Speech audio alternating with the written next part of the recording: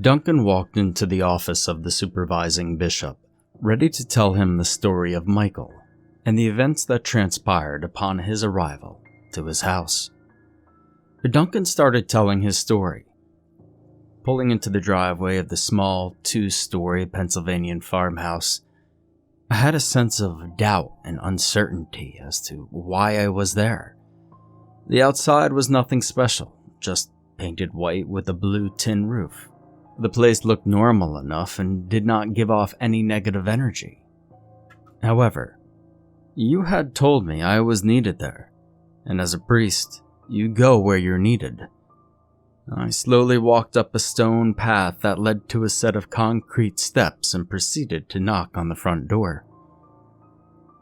After about 3 loud knocks, the door opened. A young man in his early 30s with dirty blonde hair and 2 different colored eyes opened the door. His greeting was warm and friendly, but behind those eyes there was pain and sadness. This man was tired and looked defeated. He was clearly in need of some help, and this piqued my interest. "Ah, you must be the priest I've been waiting for. So nice to meet you. I hope you didn't have too much trouble finding the place. Please, come in." "No, not at all. I always enjoy driving through the country. It's a nice change of pace from the business of the city. The name's Duncan. It's a pleasure to meet you." The young man then moved aside, stretching out his arms as an indicator that I may enter the house, and introduced himself as Michael. The house was very cozy and orderly on the inside. Closing the front door, Michael walked ahead, ushering me through a set of double doors that led into his office, which gave the appearance of long worked hours. "This would give us some privacy from the other people in the house," Michael said to me. I could clearly hear them talking in the next room as the office door was shut. After shutting the door, he walked over to his desk and asked, "Before we get started, can I get you anything to drink?" And looking back at me, he was clearly hoping I would accept the offer. It was obvious that Michael did not want to have this conversation with me sober. Usually, drinking would not be something I would indulge in, but if a little liquid courage is what you need to get started, then, well, I will not make you drink alone. I was raised to know that it's rude to refuse anything your host offers. So you know what? Why not? If you would have any bourbon, I would not object. After that, I took a short pause and continued. "Once we have our drinks, if you are ready, we could get started. My bishop has requested that I be able to record our conversation. Do you object to this?" Turning to the cabinet behind the desk, he opened the wooden doors and rummaged through, coming back with 2 glasses and a bottle of bourbon. "I don't mind. In fact, I was going to suggest it as well. My bishop, he wanted to make sure that his story was told properly and in its entirety. After the glasses had a generous amount of the amber liquor in them, he sat down in his black leather desk chair and motioned for me to do the same. I pulled out my recording device, and upon hitting the record button, his expression grew darker and more ominous. Michael, setting his gaze on the floor, and began to tell a story. Duncan hits play on the audio recorder for the bishop to hear the conversation. "What I'm about to disclose to you is a secret my family has kept for generations and expected me to keep, but it's time for the world to hear my family's tale. For generations, though, my family has been cursed. One male in every generation has a choice to make." With a loud boom, a door could be heard hitting the wall, as well as the laughter of 2 little girls. The recording continued. "Oh, I'm so sorry. Please forgive this interruption, Father. Ashley, if you could please take your sister and go play elsewhere. I'm in the middle of a meeting." He said this in a pleasant but irritated tone. "Oh, okay, Daddy. Can we play hide and seek later?" Ashley asked with a grin. He smiled at his girls, and with all the love anyone could ask for, and said, "Yes, absolutely, anything for my two angels." Michael, sitting back down. Where was I? Yes, my family and its curse. Let us begin with the fact that my family has had a much higher rate of disappearances than the average family. In fact, these go back as far as my great-great-great-grandfather. I've noticed there are a few similarities in each missing person's case, but I can only verify two of them. My grandfather and my father both went missing on their 33rd birthday. Well, they each claimed they were hearing voices before they disappeared, as well as an inverted cross appearing on their left arm. Now, as a kid, I just always thought it was a tattoo, which is strange because our family is somewhat Christian. We would never get a tattoo like that. But I can tell you now that it was not an actual tattoo, because the same mark appeared on my left arm. Upon hearing this, I leaned forward and asked, "Now, tell me, my son, why do you think you and your family are cursed? While heartbreaking, it's not concrete proof of a curse." "Please, Father, allow me to continue. We are the last remaining descendants of Christ." Duncan pauses the recording to talk to his bishop. Once he said this, I was struck dumbfounded. Unpausing the recording, Michael continued. At 3 a.m. on my 33rd birthday, the temperature in my room dropped. It was freezing in there. I always thought the devil liked fire, but it turns out he's one cold bastard. Michael chuckled to himself. At the same time, my left arm started to feel as if it were burning. I can only imagine it felt like I was being branded like cattle. This is when the inverted cross appeared on my arm. After the pain stopped, I heard the devil speak to me. He said it was my time to choose whether or not I'll accept the gift he offers, and he would spare my family. But if I refused, my bloodline would be eradicated. Standing off and dusting myself and acting calm and cool, I was anything but. I shouted and pointed my finger at him like he was actually there.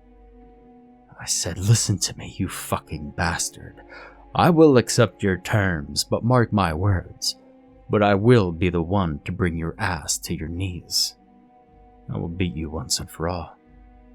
And thus began the worst time of my life, Michael said, red swelling in his face. Wait. How are we having this conversation if you said yes? Duncan asked. Oh, a little bit of this and a little of that. Honestly, it's a long and complicated answer, Father. I'll be happy to answer it. Right after dinner, and you will stay for dinner, won't you, Mr. Duncan? Michael asked. A loud bell chimed throughout the house. Michael stood up. You see, my wife installed the bell because I get so involved in my work I often forget to eat, Michael said. Duncan ends the recording for the evening. Duncan continues to speak to his bishop. Michael looks at me, casually asks if I would stay for dinner. Of course I did. I was hoping to get more of the story after dinner. However, that was not meant to be, for the events of that evening were interesting, to say the least.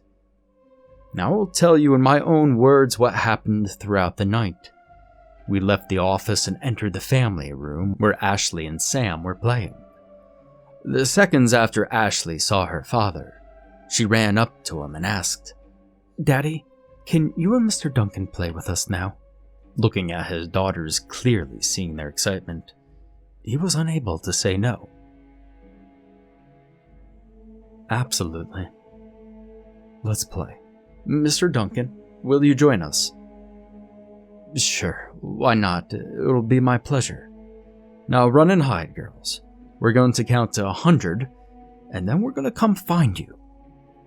But just as we reached 66, a loud crack of thunder and a flash of lightning sounded out throughout the house, which caused a power outage. The girls both screamed, and Michael's wife came running out of the kitchen with flashlights in hand and yelled to Michael, "Go find the girls." Michael and I ran up the stairs and ran into the room where we heard the scream come from. As they enter the room, he finds Sam in the corner crying, and Ashley standing by a horde of dead rats on the floor. She appeared to be playing with them. Getting the girls out of the room immediately, Sam was horrified, but Ashley seemed to enjoy the sight, which, according to Michael, this was very uncharacteristic of her typical behavior. It was hours before the lights came back on, and even longer before we were able to get Sam calmed down.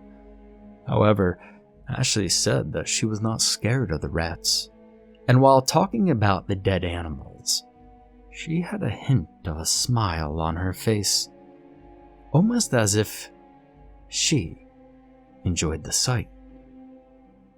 Eventually, we did eat dinner. It was cold, but no one spoke throughout the meal. The silence was utterly unsettling. I believe that most of us were unsettled by the night's evenings.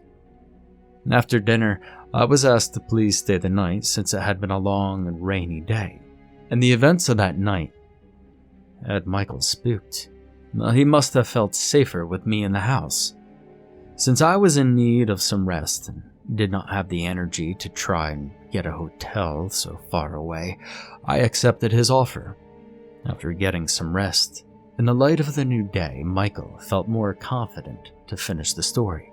Duncan presses play on the recorder again. The voice was of Michael's. Well, the next 2 years were just horrific. While the devil was controlling me, we performed such vile, horrific deeds that I just blocked them out. However, finally the time came. You see, I did not say yes without a plan. Once I determined that this was all real, I contacted an old friend from the Vatican. I told him what was happening, and he agreed that the devil would eventually get the strength to attack the Vatican. And when he did, they were prepared for him with a ritual from the Dark Ages. They said it could only have been used once, and this ritual was to expel an angel, not a demon. Hence why we were currently having this conversation. Well, I thought it was all over, and I would be free to live out my life in peace. However, not too long after the events at the Vatican, my oldest daughter started to show symptoms of the possession. She admitted that she has been hearing voices for a while now. These voices urged her to allow it to take over. The mark appeared on her arm one night as she slept. I was in my room, sound asleep, and I heard her scream. I jumped out of bed and through an open door to see the mark appear on her arm, and to take note of how cold her room was. Ashley had said yes in that moment. She left a note on her bed that her father found saying that she did not want the devil to hurt anyone else in their family. This was an undocumented possession for the devil since he usually takes people at the age of 33 and are male. Ashley was only 13 and a female. Now, Bishop, this new development meant that we had to act fast if we were going to be able to save the girl. Michael and I contacted the Vatican once more, asking if there was a way we could save her and banish the devil. Originally, they had no clue, but told us to salt the bottom of the door, as well as draw a symbol on the door that will temporarily lock the devil in. After weeks of research and us keeping Ashley contained, the Vatican contacted us and said they found another ritual where we could force the devil out of her and into one of us. And using the sword of the Archangel Michael, that person can be slain by the sword, and in theory, Satan would be banished back to hell. This, of course, was all hypothetical since no one had ever performed this ritual before. The next step was to, of course, figure out who would be the one to sacrifice themselves. Michael spoke up. "This began with me, and so it will end with me. It will be me who takes Satan in, and you who kills me. I will do anything I can to keep my daughters safe." So, we requested a list of rare items we would need. A wooden cross made from the Palo Santo tree, which has been used by saints due to its strong spiritual connection. Holy water that had been blessed by the Vatican, as well as holy oil that had been rumored to be able to trap an archangel in the flames until extinguished. An ancient Bible, and finally the sword of Archangel Michael. Once we acquired all these items and prepared, we went into the room and started to recite the prayers out of Psalms 51. We read aloud, "Have mercy upon me, O God, according to thy loving kindness, according unto the multitude of thy tender mercies, blot out thy transgressions, wash me thoroughly from mine iniquity, and cleanse me from my sin." As they were reciting this, Ashley starts to scream in visible pain. At this point, Duncan stops the recording and describes what they did after she screamed. Michael took that opportunity to douse her in the holy water, while I made a circle around her of holy oil. I set the holy oil aflame and continued to recite the verses. Duncan resumes the recording.